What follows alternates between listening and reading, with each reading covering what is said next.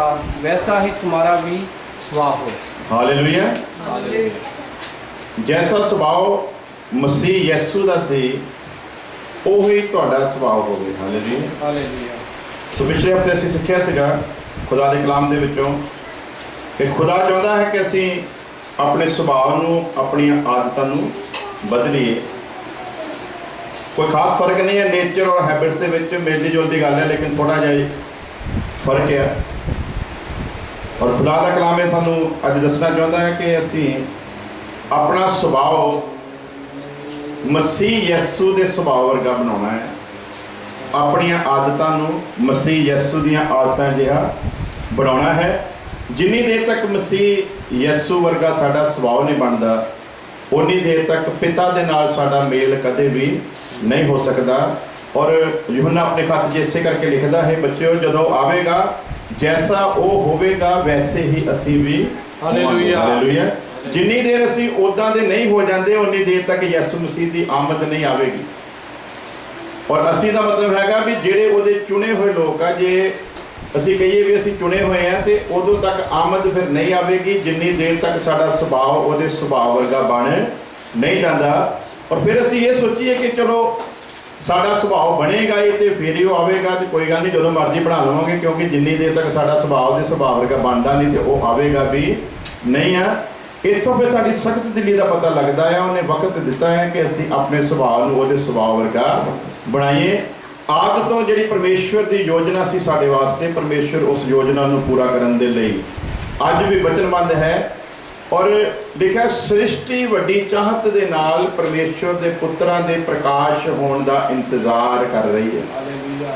ਇਹ ਕਾਇਨਾਤ ਵੀ ਜਿਹੜੀ ਹੈ ਇਹ ਵੀ ਪਰਮੇਸ਼ਵਰ ਦੇ ਪੁੱਤਰਾਂ ਦੇ ਪ੍ਰਕਾਸ਼ ਹੋਣ ਦਾ ਇੰਤਜ਼ਾਰ ਕਰ ਰਹੀ ਹੈ। ਕਾਇਨਾਤ ਵੀ ਚਾਹੁੰਦੀ ਹੈ ਕਿ ਪਰਮੇਸ਼ਵਰ ਦੇ ਪੁੱਤਰਾਂ ਦਾ ਸੁਭਾਅ ਪਰਮੇਸ਼ਵਰ ਵਰਗਾ ਹੋਵੇ। ਜਿੰਨੀ ਦੇਰ ਤੱਕ ਉਹਦੇ ਵਰਗਾ ਨਹੀਂ ਹੁੰਦਾ ਉਨੀ ਦੇਰ ਤੱਕ ਯਿਸੂ ਦਾ ਆਉਣਾ ਜਿਹੜਾ ਆ ਉਹ ਬੜਾ ਮੁਸ਼ਕਲ ਆ। ਲੇਕਿਨ ਜਦੋਂ ਜਿਹੜੇ ਚੁਣੇ ਹੋਏ ਆ ਦੁਲਹਨ ਜਿਹੜੀ ਆ, ਜਦੋਂ ਉਸ ਸੁਭਾਅ ਦੇ ਵਿੱਚ, ਉਸ ਆਦਤ ਦੇ ਵਿੱਚ, ਉਸ ਕਲਾਮ ਦੇ ਅਨੁਸਾਰ ਤਿਆਰ ਹੋ ਜਾਵੇਗੀ ਉਦੋਂ ਹੀ ਯਿਸੂ ਮਸੀਹ ਦੀ ਆਮਦ ਆ ਜਾਵੇਗੀ। ਕਿਉਂਕਿ ਜਿੰਨੀ ਦੇਰ ਦੁਲਹਨ ਤਿਆਰ ਨਹੀਂ ਹੁੰਦੀ ਉਨੀ ਦੇਰ ਤੱਕ ਦੁਲਹਾ ਆ ਨਹੀਂ ਸਕਦਾ। ਔਰ ਦੁਲਹੇ ਨੂੰ ਪਤਾ ਹੈ ਕਿ ਅਜੇ ਜਿਹੜੀ ਦੁਲਹਨ ਨੂੰ ਮੈਂ ਲੈਣ ਆਉਣਾ ਉਹਦੀਆਂ ਆਦਤਾਂ ਮੇਰੀਆਂ ਆਦਤਾਂ ਵਰਗੀਆਂ ਬਣੀਆਂ, ਮੇਰੀਆਂ ਆਦਤਾਂ ਵਰਗੀਆਂ ਆਦਤਾਂ ਨਹੀਂ ਬਣੀਆਂ। ਔਰ ਖੁਦਾ ਦਾ ਦਾਸ ਪੌਲੁਸ ਬੜੇ ਦੁਖੀ ਹਿਰਦੇ ਨਾਲ ਲਿਖ ਰਿਹਾ ਆ, ਤੁਹਾਡਾ ਸੁਭਾਅ ਉਹ ਹੋਵੇ ਜਿਹੜਾ ਸੁਭਾਅ ਮਸੀਹ ਯਿਸੂ ਦਾ ਹੈ। ਹਾਲੇਲੂਇਆ। ਲੇਕਿਨ ਹੁਣ ਅਸੀਂ ਵਿਚਾਰ ਕਰੀਏ ਕਿ ਸਾਡਾ ਜੀਵਨ ਕਿੰਨੀ ਦੇਰ ਹੋ ਗਈ ਹੈ ਯਿਸੂ ਮਸੀਹ ਦੇ ਵਿੱਚ ਆਇਆ ਨੂੰ। ਅਸੀਂ ਇਹ ਵੀ ਫਖਰ ਦੇ ਨਾਲ ਕਹਿੰਦੇ ਹਾਂ ਕਿ ਅਸੀਂ ਤੌਬਾ ਕੀਤੀ ਹੈ। ਅਸੀਂ ਇਹ ਵੀ ਫਖਰ ਨਾਲ ਕਹਿੰਦੇ ਹਾਂ ਕਿ ਅਸੀਂ ਬਪਤਿਸਮਾ ਲਿਆ ਹੈ। ਅਸੀਂ ਸਾਰੀਆਂ ਗੱਲਾਂ ਦੇ ਵਿੱਚ ਬੜੇ ਫਖਰ ਨਾਲ ਕਹਿੰਦੇ ਹਾਂ। ਔਰ ਕਈ ਵਾਰੀ ਤੇ ਅਸੀਂ ਪੂਰਾ ਕਹਿਣਾ ਠੋਕ ਵਜਾ ਕੇ ਕਹਿ ਦਿੰਦੇ ਹਾਂ ਕਿ ਨਹੀਂ ਕਿਸੇ ਦਾ ਮੈਨੂੰ ਪਤਾ ਨਹੀਂ ਪਰ ਮੈਂ ਸਵਰਗ ਦੇ ਵਿੱਚ ਜਾਣਾ ਹੀ ਜਾਣਾ ਹੈ। ਲੇਕਿਨ ਬਾਈਬਲ ਕੀ ਦੱਸਦੀ ਹੈ? ਇਨਸਾਨ ਦਾ ਵਿਵੇਕ, ਉਹਦਾ ਜ਼ਮੀਰ, ਉਹਦਾ ਕਾਨਸ਼ੈਂਸ ਉਹਨੂੰ ਹਮੇਸ਼ਾ ਦੱਸਦਾ ਹੈ ਕਿ ਤੂੰ ਕਿੱਥੇ ਖੜਾ ਹੈ।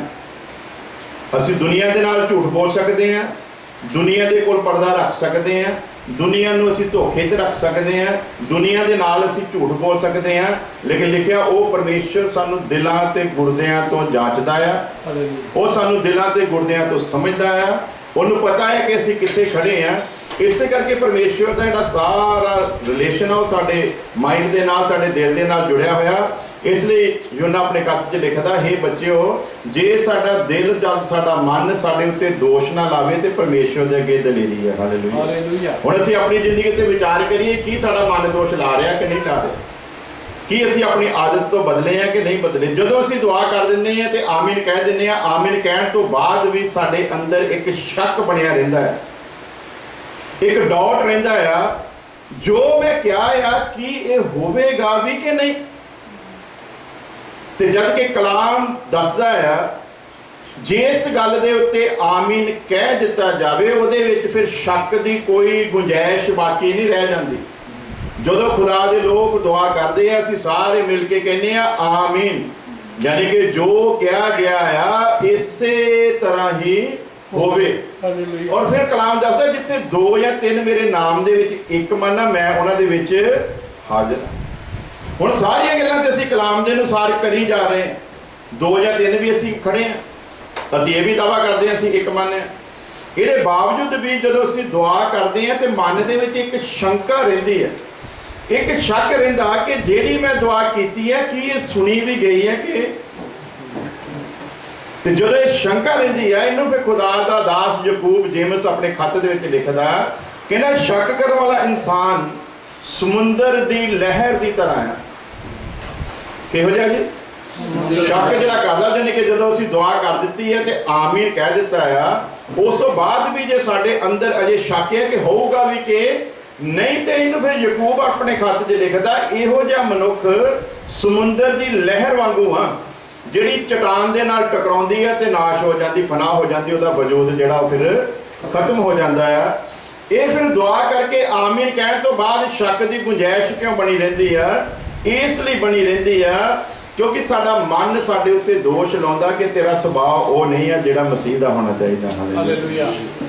ਤੇਰੀਆਂ ਆਦਤਾਂ ਉਹ ਨਹੀਂ ਹਨ ਜਿਹੜੀਆਂ ਮਸੀਹ ਦੀਆਂ ਆਦਤਾਂ ਹੋਣੀਆਂ ਚਾਹੀਦੀਆਂ। ਤੂੰ ਕਹਿੰਦਾ ਤੇ ਹੈ ਕਲਾਮ ਦੇ ਅਨੁਸਾਰ ਕਿ ਮੈਂ ਪੁਰਾਣੀ ਇਨਸਾਨੀਅਤ ਨੂੰ ਲਾ ਦਿੱਤਾ ਹੈ ਤੇ ਨਵੀਂ ਇਨਸਾਨੀਅਤ ਨੂੰ ਪਹਿਨ ਲਿਆ ਆ। ਨਾ ਤੇ ਤੇਰੀ ਲੱਥੀ ਹੋਈ ਇਨਸਾਨੀਅਤ ਨਜ਼ਰ ਆ ਰਹੀ ਹੈ ਤੇ ਨਾ ਤੇਰੀ ਪਹਿਨੀ ਹੋਈ ਇਨਸਾਨੀਅਤ ਵੀ ਨਜ਼ਰ ਆ ਰਹੀ। ਪੜਾਂਗੇ ਬਾਈਬਲ ਜੋ ਵਰਸਨ ਨੂੰ ਨਾਲ ਤਾਂ ਕਿ ਕਲੀਅਰ ਹੁੰਦਾ ਜਾਵੇ। ਕੁਲਸੀਆਂ ਦਾ ਖੱਤ ਕਲੇਸ਼ੀਅਨ ਚੈਪਟਰ 3 ਵਰਸ 9 to 10। ਇੱਕ ਦੂਏ ਨਾਲ ਝੂਠ ਨਾ ਮਾਰੋ। ਹਾਂਜੀ, ਸਭ ਤੋਂ ਪਹਿਲਾਂ ਕੀ ਆ? ਖੁਦਾ ਦਾ ਕਲਾਮ ਦੱਸਦਾ ਆ ਤੂੰ ਆਪਣੀਆਂ ਆਦਤਾਂ ਨੂੰ ਬਦਲ। ਸਭ ਤੋਂ ਪਹਿਲਾਂ ਦੂਸਰਿਆਂ ਦੀ ਗੱਲ ਛੱਡ। ਦੂਸਰਿਆਂ ਨੂੰ ਤੂੰ ਕਿਹੋ ਜਿਹਾ ਮਿਲਣਾ ਉਹ ਤੈਨੂੰ ਮੈਂ ਬਾਅਦ ਵਿੱਚ ਦੱਸਾਂਗਾ। ਸਭ ਤੋਂ ਪਹਿਲਾ ਪੁਆਇੰਟ ਕੀ ਹੈ ਵੀ ਤੁਸੀਂ ਆਪਸ ਵਿੱਚ ਇੱਕ ਦੂਜੇ ਦੇ ਨਾਲ ਝੂਠ ਨਾ ਮਾਰੋ। ਹਾਲੇਲੂਇਆ। ਕਿਉਂ ਜੋ ਤੁਸੀਂ ਪੁਰਾਣੀ ਇਨਸਾਨੀਅਤ ਨੂੰ ਉਹਦੀਆਂ ਕਰਨੀਆਂ ਸਣੇ ਲਾ ਸੁੱਟਿਆ। ਰੁਕਾਂਗੇ ਇੱਥੇ ਜੀ। ਇੱਕ ਦੂਜੇ ਦੇ ਨਾਲ ਝੂਠ ਨਾ ਮਾਰੋ, ਕਿਉਂ ਜੋ ਤੁਸੀਂ ਆਪਣੀ ਪੁਰਾਣੀ ਇਨਸਾਨੀਅਤ ਨੂੰ ਉਹਦੀਆਂ ਸਾਰੇ ਕੰਮਾਂ, ਉਹਦੀਆਂ ਸਾਰੀਆਂ ਆਦਤਾਂ ਦੇ ਅਨੁਸਾਰ ਲਾ ਸੁੱਟਿਆ ਆ। ਹੁਣ ਜਦੋਂ ਅਸੀਂ ਕਹਿੰਦੇ ਆ ਕਿ ਖੁਦਾ ਦਾ ਕਲਾਮ ਕਹਿੰਦਾ ਹੈ ਵੀ ਇੱਕ ਦੂਸਰੇ ਦੇ ਨਾਲ ਝੂਠ ਨਾ ਮਾਰੋ। ਅੱਜ ਤੇ ਪੁੱਛੋ, ਹਾਂਜੀ ਤੁਸੀਂ ਪਿਛਲੇ ਸੰਡੇ ਆਏ ਕਿਉਂ ਨਹੀਂ ਸੀ? ਸਿੱਧਾ ਕਹਿ ਦੋ ਮੈਂ ਲੇਟ ਹੋ ਗਿਆ ਸੀ। ਅੰਡਰਸਟੈਂਡ ਕਰ ਰਹੇ ਹੋ? ਸਿੱਧਾ ਕਹਿ ਦੋ ਮੈਂ ਲੇਟ ਉੱਠਿਆ ਸੀ ਇਸ ਲਈ ਨਹੀਂ ਆਇਆ। ਸਿੱਧਾ ਕਹੋ ਕਿ ਮੈਨੂੰ ਕੋਈ ਕੰਮ ਪੈ ਗਿਆ ਸੀ ਮੈਂ ਇਸ ਲਈ ਨਹੀਂ ਆਇਆ, ਕਿਉਂਕਿ ਤੁਸੀਂ ਵੀ ਜਾਣਦੇ ਹੋ ਤੇ ਖੁਦਾ ਵੀ। ਫਿਰ ਤੁਸੀਂ ਇਸ ਕਲਾਮ ਨੂੰ ਫੜ ਕੇ ਦਾਵਾ ਕਰਦੇ ਹੋ ਮੈਂ ਝੂਠ ਨਹੀਂ ਬੋਲਦਾ। ਤੇ ਖੁਦਾ ਦੇ ਉਸ ਇੰਤਜ਼ਾਮ ਦੇ ਵਿੱਚ ਆ ਕੇ ਚਰਚ ਦੇ ਵਿੱਚ ਬੈਠ ਕੇ ਜਿੱਥੇ ਲਿਖਿਆ 2 ਜਾਂ 3 ਮੇਰੇ ਨਾਮ ਦੇ ਵਿੱਚ ਇੱਕ ਮਨ ਹੋਣਗੇ ਤੇ ਮੈਂ ਉਹਨਾਂ ਦੇ ਵਿੱਚ, ਜਿੱਥੇ ਉਹਨੇ ਹਾਜ਼ਰ ਹੋਣਾ ਆ ਤੇ ਤੁਸੀਂ ਉਹਦੀ ਪ੍ਰੈਜ਼ੈਂਸ ਦੇ ਵਿੱਚ ਹੀ ਝੂਠ ਬੋਲ ਰਹੇ ਹੋ। ਖੁਦਾ ਦੇ ਦਾਸ ਦੇ ਨਾਲ ਕੀ ਕਰ ਰਹੇ ਹੋ? ਗਏ ਤੇ ਤੁਸੀਂ ਫਿਲਮ ਦੇਖਣ ਸੀਗੇ ਤੇ ਹੁਣ ਦਿਲ ਤੋਂ ਫਿਰ ਜੁਰਤ ਰੱਖੋ ਨਾ ਕਿ ਤੁਸੀਂ ਗਲਤ ਵੀ ਕਰ ਰਹੇ ਹੋ ਤੇ ਭਾਵੇਂ ਸਹੀ ਵੀ ਕਰ ਰਹੇ ਹੋ। ਘੱਟੋ ਘੱਟ ਇੱਕ ਗੁਨਾਹ ਤੁਸੀਂ ਕਰ ਰਹੇ ਹੋ, ਪਰ ਹੁਣ ਉੱਤੇ ਇੱਕ ਉੱਪਰ ਹੋਰ ਜ਼ਿਆਦਾ ਨਾ ਕਰੋ। ਸਿੱਧਾ ਕਹੋ ਕੀ ਕਰਕੇ ਹੈ। ਲੇਕਿਨ ਅਸੀਂ ਕੀ ਕਰਦੇ ਆ? ਵਜ੍ਹਾ ਕੋਈ ਹੋਰ ਹੁੰਦੀ ਆ, ਲੇਕਿਨ ਅਸੀਂ ਚਰਚ ਵਿੱਚ ਆ ਕੇ ਦੱਸਦੇ ਕੁਝ ਹੋਰ ਆ। ਹਰੇਕ ਕੀਤੀ ਹੋਈ ਦੁਆ ਤੋਂ ਬਾਅਦ ਅਸੀਂ ਆਮੀਨ ਵੀ ਕਹਿੰਦੇ ਆ ਤੇ ਆਮੀਨ ਦਾ ਅਰਥ ਆ ਵੀ ਜੈਸਾ ਕਿਹਾ ਗਿਆ ਵੈਸਾ ਹੀ ਹੋ ਜਾਵੇ। ਔਰ ਇਹ ਆਮੀਨ ਕਹਿਣ ਤੋਂ ਬਾਅਦ ਫਿਰ ਸ਼ੱਕ ਕਿਉਂ ਰਹਿੰਦਾ? ਕਿਉਂਕਿ ਸਾਡੀਆਂ ਆਦਤਾਂ ਸਾਡੇ ਉੱਤੇ ਆ ਕੇ ਗਵਾਹ ਬਣ ਕੇ ਠਹਿਰ ਜਾਂਦੀਆਂ। ਤੇਰੀ ਆਦਤ ਅਜੇ ਬਦਲੀ ਨਹੀਂ। ਤੈਨੂੰ ਕਿਉਂ ਸ਼ੱਕ ਹੋਇਆ ਕਿ ਤੇਰੀ ਦੁਆ ਨਹੀਂ ਸੁਣੀਗੀ? ਕਿਉਂਕਿ ਤੇਰੀ ਆਦਤ ਅਜੇ ਬਦਲੀ। ਤੈਨੂੰ ਕਿਉਂ ਸ਼ੱਕ ਹੋਈ ਕਿ ਤੇਰੀ ਦੁਆ ਨਹੀਂ ਸੁਣੀਗੀ? ਕਿਉਂਕਿ ਤੂੰ ਆਪਣੇ ਸੁਭਾਅ ਨੂੰ ਮਸੀਹ ਦੇ ਸੁਭਾਅ ਵਰਗਾ ਬਣਾਇਆ ਨਹੀਂ ਹੈ। ਤੇ ਕਿਹੜੀ ਅਸੀਂ ਵਰਸ ਪੜ੍ਹੀ ਆ? ਤੁਹਾਡਾ ਉਹ ਸੁਭਾਅ ਹੋਵੇ ਜਿਹੜਾ ਮਸੀਹ ਯਿਸੂ ਦਾ। ਹਾਲੇਲੂਇਆ। ਹੁਣ ਮਸੀਹ ਯਿਸੂ ਦੇ ਸੁਭਾਅ ਦੇ ਵਿੱਚ ਕੀ ਸੀਗਾ? ਉਹ ਜਾਜਕਾਂ ਅੱਗੇ ਪੇਸ਼ ਹੋਇਆ, ਉਹ ਮਹਾਜਾਜਕਾਂ ਦੇ ਅੱਗੇ ਪੇਸ਼ ਹੋਇਆ। ਕਿਤੇ ਤੁਸੀਂ ਦੱਸ ਸਕਦੇ ਹੋ ਵੀ ਉਹਨੇ ਡਰ ਕੇ ਕੋਈ ਗੱਲ ਕਹੀ ਹੋਵੇ? ਕਿਤੇ ਦੱਸ ਸਕਦੇ ਹੋ ਉਹਨੇ ਕੋਈ ਪੱਖਪਾਤ ਕਰਕੇ ਗੱਲ ਕਹੀ ਹੋਵੇ? ਯੂਹੰਨਾ ਬਪਤਿਸਮਾ ਦੇਣ ਵਾਲਾ, ਲੋਕੀ ਉਹਦੇ ਕੋਲੋਂ ਬਪਤਿਸਮਾ ਲੈਣ ਦੇ ਲਈ ਆ ਰਹੇ ਆ ਤੇ ਕਿੰਨੇ ਇੱਜ਼ਤ ਦੇ ਨਾਲ ਉਹਨਾਂ ਦੇ ਨਾਲ ਉਹ ਵਿਹਾਰ ਕਰ ਰਿਹਾ। ਤੇ ਮੈਂ ਤੁਹਾਡੇ ਨਾਲ ਕਰਾਂ ਤੇ ਮੇਰਾ ਖਿਆਲ ਅਗਲੇ ਐਤਵਾਰ ਤੁਸੀਂ ਨਹੀਂ ਹੋਣਾ। Praise the Lord. ਤੁਸੀਂ ਇਹ ਕਹਿ ਕੇ ਨਹੀਂ ਹੋਣਾ ਵੀ ਅਸੀਂ ਗਏ ਸੀਗੇ, ਤੂੰ ਸ਼ੁਕਰ ਕਰ ਅਸੀਂ ਤੈਨੂੰ ਸੁਣਨ ਆ ਗਏ। ਤੇ ਸਾਡੇ ਮਨ ਦੀ ਆਦਤ ਕੀ ਕਹਿ ਰਹੀ ਆ? ਤੁਸੀਂ ਮੈਨੂੰ ਸੁਣਨ ਆਏ ਹੋ। ਤੁਸੀਂ ਖੁਦਾ ਦੇ ਕਲਾਮ ਨੂੰ ਨਹੀਂ ਸੁਣਨ ਆਏ, ਤੁਸੀਂ ਖੁਦਾ ਨੂੰ ਨਹੀਂ ਸੁਣਨ ਆਏ, ਤੁਸੀਂ ਆਪਣੀਆਂ ਆਦਤਾਂ ਦੇ ਅਨੁਸਾਰ ਤੁਸੀਂ ਮੈਨੂੰ ਸੁਣਨ ਆਏ ਹੋ।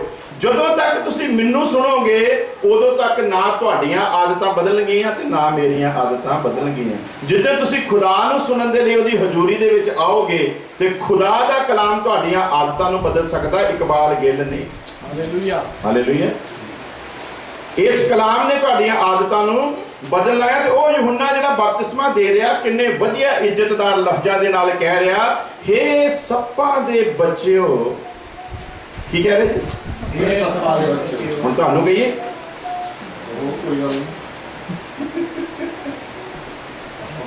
ਅਗਲੇ ਤੌਬਾ ਕਰਕੇ ਬਪਤਿਸਮਾ ਲੈਣ ਆ ਰਹੇ ਆ ਤੇ ਖੁਦਾ ਦਾ ਦਾਸ ਜਿਹਨੂੰ ਯਿਸੂ ਮਸੀਹ ਦੀ ਤਰ੍ਹਾਂ ਹੀ ਪਹਿਲਾਂ ਨਬੀਆਂ ਦੁਆਰਾ ਕਿਹਾ ਗਿਆ, ਜਿਹਦੇ ਬਾਰੇ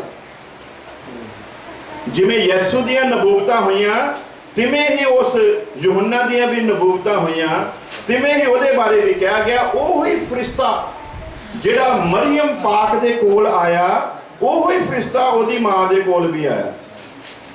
ਜਿਵੇਂ ਯਿਸੂ ਦੇ ਆਉਣ ਦਾ ਦੱਸਿਆ ਗਿਆ ਤਿਵੇਂ ਹੀ ਉਹਦੇ ਆਉਣ ਦਾ ਦੱਸਿਆ ਗਿਆ। ਜਿਵੇਂ ਯਿਸੂ ਦਾ ਸਮਾਂ ਦੱਸਿਆ ਗਿਆ ਤਿਵੇਂ ਹੀ ਉਹਦਾ ਸਮਾਂ ਦੱਸਿਆ ਗਿਆ। ਉਹ ਯਹੂਨਾ ਜਿਹੜਾ ਬਪਤਿਸਮਾ ਦੇਣ ਆਇਆ, ਉਹਦੇ ਵਿੱਚ ਖੁਦਾ ਦਾ ਸੁਭਾਅ ਸੀ, ਉਹਦੇ ਵਿੱਚ ਖੁਦਾ ਦੀ ਆਦਤ ਸੀ। ਇਸ ਲਈ ਉਹਨੂੰ ਡਰ ਕੋਈ ਨਹੀਂ ਸੀ ਵੀ ਮੈਂ ਕਹਾਂ ਕੋਈ ਮੰਨੇ ਤੇ ਭਾਵੇਂ ਨਾ ਮੰਨੇ, ਕੋਈ ਗੁੱਸੇ ਹੋਵੇ ਤੇ ਭਾਵੇਂ ਨਾਰਾਜ਼ ਹੋਵੇ, ਮੈਨੂੰ ਖੁਦਾ ਨੇ ਜੋ ਕਹਿਣ ਦੇ ਲਈ ਖੜਾ ਕੀਤਾ ਹੈ, ਮੇਰੇ ਅੰਦਰ ਜਿਹੜਾ ਸੁਭਾਅ ਨੇ ਪਾ ਕੇ ਭੇਜਿਆ ਆ, ਮੈਂ ਉਸ ਸੁਭਾਅ ਦੇ ਨਾਲ ਕਿਸੇ ਬੰਦੇ ਦੇ ਚਿਹਰੇ ਨੂੰ ਦੇਖ ਕੇ ਸਮਝੌਤਾ ਨਹੀਂ ਕਰ ਸਕਦਾ।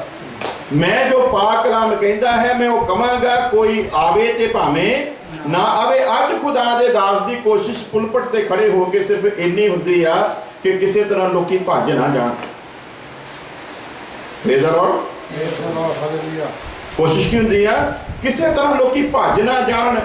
ਉਹ ਭਾਵੇਂ ਕੋਈ ਦੁਨੀਆ ਦਾ ਲਾਲਚ ਦੇਵੇ, ਭਾਵੇਂ ਕੋਈ ਝੂਠਾ ਪਿਆਰ ਦਿਖਾਵੇ, ਭਾਵੇਂ ਕੋਈ ਝੂਠੀਆਂ ਜੱਫੀਆਂ ਪਾਵੇ, ਕੁਛ ਵੀ ਕਰੇ, ਉਹਦੀ ਇੱਕੋ ਕੋਸ਼ਿਸ਼ ਆ ਵੀ ਕਿਸੇ ਤਰ੍ਹਾਂ ਲੋਕ ਮੇਰੇ ਨਾਲ ਜੁੜੇ ਰਹਿਣ। ਪਤਾ ਉਹਨੂੰ ਵੀ ਹੈ ਕਿ ਮੈਂ ਸਭ ਕੁਝ ਬਨਾਵਟੀ ਕਰ ਰਿਹਾ, ਪਤਾ ਸਾਹਮਣੇ ਵਾਲੇ ਨੂੰ ਵੀ ਹੈ ਕਿ ਸਭ ਕੁਝ ਬਨਾਵਟੀ ਹੋ ਰਿਹਾ ਹੈ, ਪਤਾ ਖੁਦਾ ਨੂੰ ਵੀ ਹੈ ਕਿ ਸਭ ਕੁਝ ਬਨਾਵਟੀ ਹੋ ਰਿਹਾ ਆ, ਲੇਕਿਨ ਫਿਰ ਵੀ ਸਭ ਕੁਝ ਚੱਲਣ ਰਿਹਾ, ਕਿਉਂਕਿ ਆਉਣ ਵਾਲਾ ਵੀ ਆਪਣੀਆਂ ਆਦਤਾਂ ਤੋਂ ਬਦਲਣ ਦੇ ਲਈ ਤਿਆਰ ਨਹੀਂ ਹੈ ਤੇ ਦੱਸਣ ਵਾਲਾ ਵੀ ਆਪਣੀਆਂ ਆਦਤਾਂ ਤੋਂ ਬਦਲਣ ਲਈ ਤਿਆਰ ਨਹੀਂ ਹੈ। ਤੇ ਉਹ ਜਿਹੜਾ ਆਦਤਾਂ ਨੂੰ ਜਾਣਨ ਵਾਲਾ ਆ, ਉਹਨੂੰ ਸਭ ਕੁਝ ਪਤਾ, ਕਿਉਂਕਿ ਕਹਿੰਦਾ ਮੈਂ ਤੇਰੇ ਦਿਲ ਤੇ ਗੁਰਦੇ ਨੂੰ ਜਾਣਦਾ, ਮੈਂ ਜਾਂਚਦਾ ਆ, ਮੈਨੂੰ ਪਤਾ ਹੈ ਤੇਰੇ ਅੰਦਰ ਕੀ ਆ। ਤੇ ਯਹੂਨਾ ਕਹਿ ਰਿਹਾ ਹੈ, ਹੇ ਸੱਪਾਂ ਦੇ ਬੱਚਿਓ, ਤੁਹਾਨੂੰ ਆਉਣ ਵਾਲੇ ਕੋਪ ਤੋਂ ਭੱਜਣਾ ਕਿਹਨੇ ਸਿਖਾਇਆ?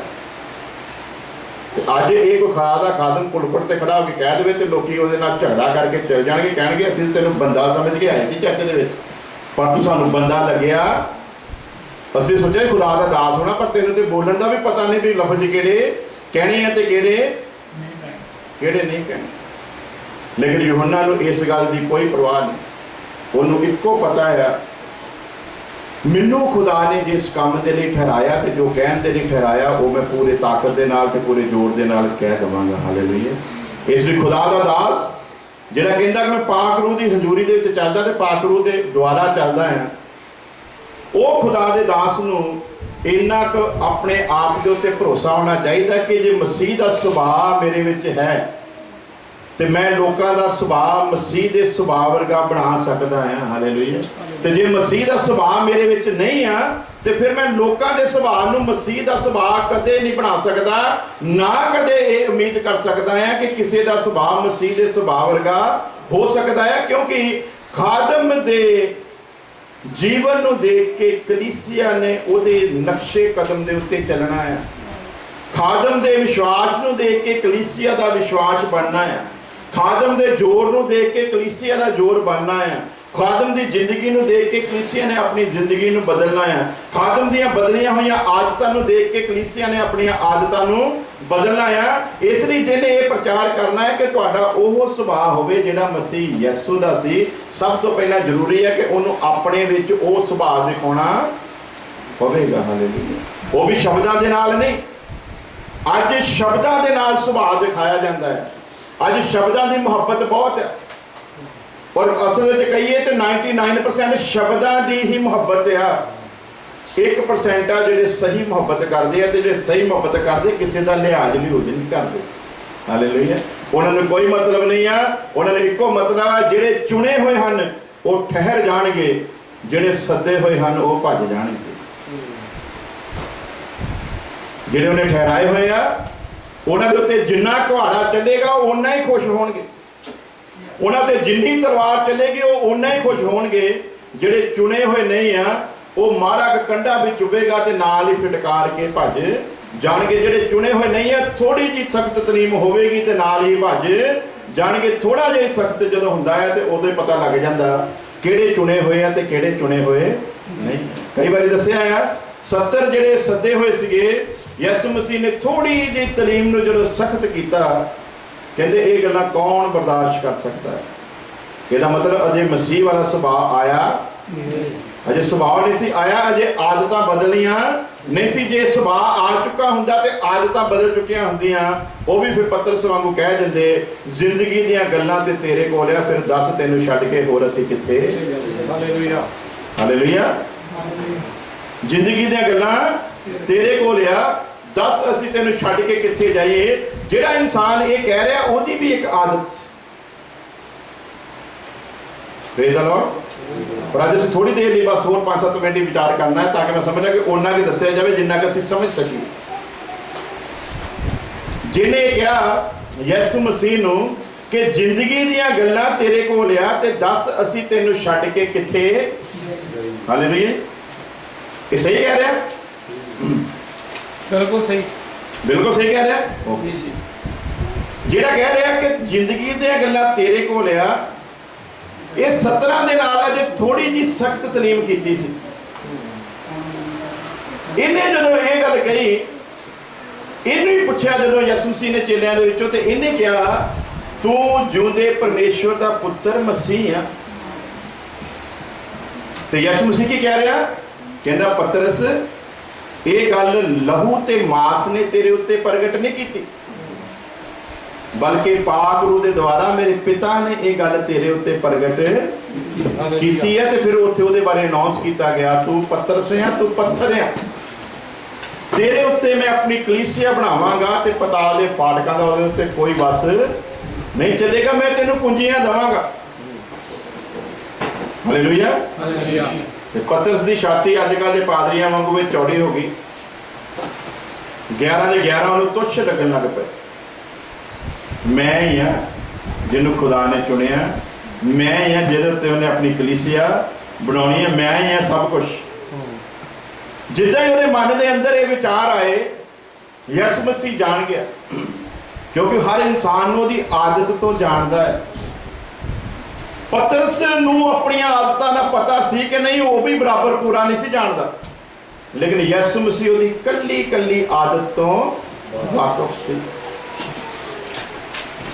ਪਤਰਸ ਦੇ ਅੰਦਰ ਇਹ ਮਾਣ, ਇਹ ਗਰੂਰ ਆਇਆ ਕਿ ਮੇਰੇ ਉੱਤੇ ਹੀ ਪਾਕ ਰੂਹ ਨੇ ਪ੍ਰਗਟ ਕੀਤਾ, ਮੇਰੇ ਉੱਤੇ ਪਰਮੇਸ਼ਵਰ ਨੇ ਪ੍ਰਗਟ ਕੀਤਾ, ਮੈਂ ਹੀ ਦੱਸ ਸਕਿਆ, ਬਾਕੀ ਕਿਸੇ ਉੱਤੇ ਇਹ ਗੱਲ ਪ੍ਰਗਟ ਨਹੀਂ ਹੋਈ। ਤੇ ਨਾਲ ਹੀ ਯਿਸੂ ਮਸੀਹ ਨੇ ਫਿਰ ਆਪਣਾ ਦੱਸਣਾ ਸ਼ੁਰੂ ਕੀਤਾ।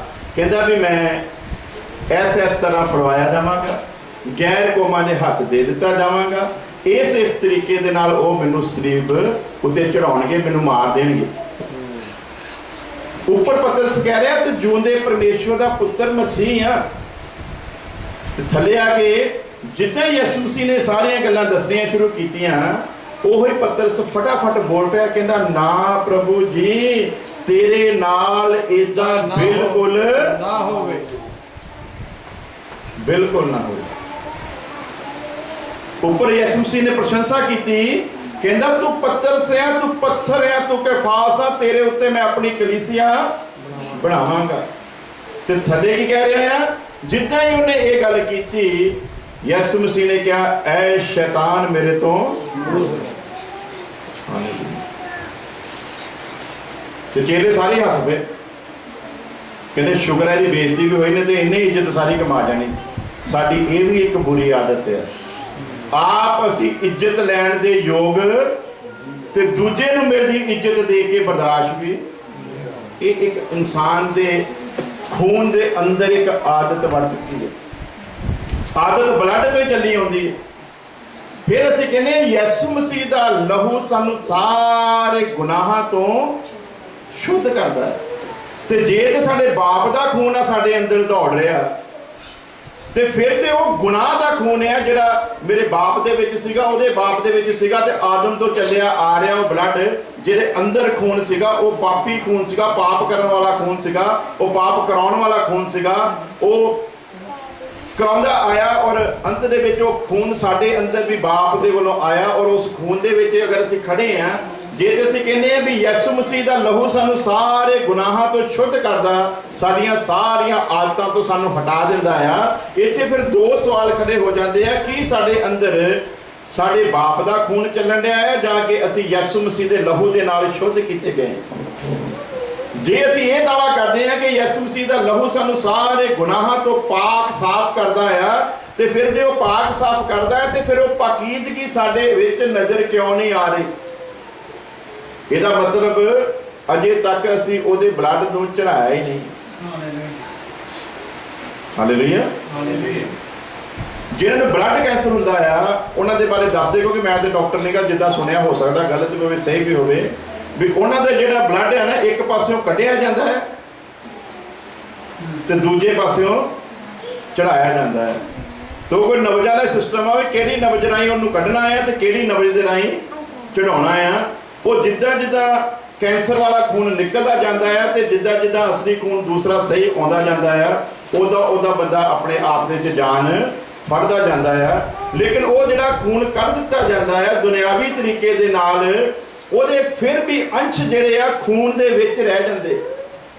ਜਿਹੜਾ ਪਹਿਲਾ ਕੈਂਸਰ ਵਾਲਾ ਹੁੰਦਾ ਆ ਉਹਦੇ ਅੰਸ਼ ਕੁਛ ਨਾ ਕੁਛ ਫਿਰ ਵੀ ਰਹਿ ਜਾਂਦੇ ਆ। ਉਹ ਜਿਹੜਾ ਫਿਰ ਨਵਾਂ ਖੂਨ ਚੜਾਇਆ ਜਾਂਦਾ, ਕੁਝ ਸਮੇਂ ਬਾਅਦ ਉਹ ਜਿਹੜਾ ਪਹਿਲੇ ਖੂਨ ਦੇ ਅੰਸ਼ ਰਹਿ ਜਾਂਦੇ ਆ, ਉਹ ਇਸ ਖੂਨ ਦੇ ਉੱਤੇ ਅਟੈਕ ਕਰਦੇ ਆ ਤੇ ਫਿਰ ਇਹਨੂੰ ਕੈਂਸਰ ਵਾਲਾ ਖੂਨ ਹੀ ਫਿਰ ਕੈਂਸਰ ਵਾਲਾ ਖੂਨ ਬਣਾ ਦਿੰਦੇ। ਲੇਕਿਨ ਧਿਆਨ ਦੇਣ ਵਾਲੀ ਜੋ ਗੱਲ ਇਹ ਹੈ, ਯਿਸੂ ਮਸੀਹ ਦਾ ਲਹੂ ਐਸਾ ਨਹੀਂ। ਯਿਸੂ ਮਸੀਹ ਦਾ ਲਹੂ ਜਦੋਂ ਵਿਸ਼ਵਾਸ ਦੇ ਦੁਆਰਾ ਸਾਡੀਆਂ ਰਗਾਂ ਦੇ ਵਿੱਚ ਆਉਂਦਾ ਆ ਤੇ ਫਿਰ ਉਹ ਪਹਿਲਾ ਖੂਨ ਯਿਸੂ ਦੇ ਖੂਨ ਨੂੰ ਖਰਾਬ ਨਹੀਂ ਕਰ ਸਕਦਾ। ਹਾਲੇਲੂਇਆ। ਕਿਉਂਕਿ ਉਹ ਤੇ ਸਾਰਾ ਕਲੀਨ ਕਰਨ ਦੇ ਲਈ ਆ, ਉਹ ਤੇ ਸਾਰਾ ਕੁਝ ਸਾਫ਼ ਕਰ ਦਿੰਦਾ ਹੈ। ਇਸ ਲਈ ਲਿਖਿਆ ਤੁਹਾਡੇ ਗੁਨਾਹ ਕਿੱਡੇ ਵੀ ਕਿਰਮਚੀ ਲਾਲ ਰੰਗ ਦੇ ਹੋਣ, ਕਿੱਡੇ ਉਹ ਸਭ ਕਿੱਦਾਂ ਦੇ ਹੋ ਜਾਣਗੇ? ਬਰਫ਼ ਵਰਗੇ ਹੋ ਜਾਣਗੇ। ਤੇ ਹੁਣ ਜੇ ਕਹੀਏ ਵੀ ਸਾਡਾ ਸੁਭਾਅ ਬਦਲਿਆ ਹੈ, ਜੇ ਬਦਲਿਆ ਤੇ ਫਿਰ ਇਹਦਾ ਮਤਲਬ ਉਸ ਬਲੱਡ ਨੇ ਸਾਡੇ ਅੰਦਰ ਆ ਕੇ ਸਾਡੇ ਪੁਰਾਣੇ ਸਾਰੇ ਬਲੱਡ ਨੂੰ ਕਲੀਨ ਕਰ ਦਿੱਤਾ ਹੈ। ਤੇ ਜਦੋਂ ਉਹਦਾ ਬਲੱਡ ਕੰਮ ਕਰੇਗਾ ਤੇ ਫਿਰ ਉਹਦਾ ਸੁਭਾਅ ਵੀ ਸਾਡੇ ਅੰਦਰ ਕੰਮ ਕਰੇਗਾ। ਜਦੋਂ ਉਹਦਾ ਬਲੱਡ ਕੰਮ ਕਰੇਗਾ ਫਿਰ ਸਾਡੀਆਂ ਆਦਤਾਂ ਆਟੋਮੈਟਿਕਲੀ ਮਸੀਹ ਯਿਸੂ ਵਰਗੀਆਂ ਹੋਣਗੀਆਂ। ਲੇਕਿਨ ਵਿਚਾਰ ਕਰਿਓ ਕਿਤੇ ਘਰ ਬੈਠ ਕੇ, ਧਿਆਨ ਦਿਓ ਵੀ ਚੜਿਆ ਵੀ ਹੈਗਾ ਹੈ ਕਿ ਨਹੀਂ। ਤੇ ਕਈਆਂ ਦੀ ਹਾਲਤ ਐਸੀ ਹੋ ਜਾਂਦੀ ਆ, ਉਹ ਇਧਰੋਂ ਪੁਰਾਣਾ ਕਢਾਉਣ ਦੇ ਲਈ ਤੇ ਸੂਈ ਲਵਾ ਲੈਂਦੇ ਆ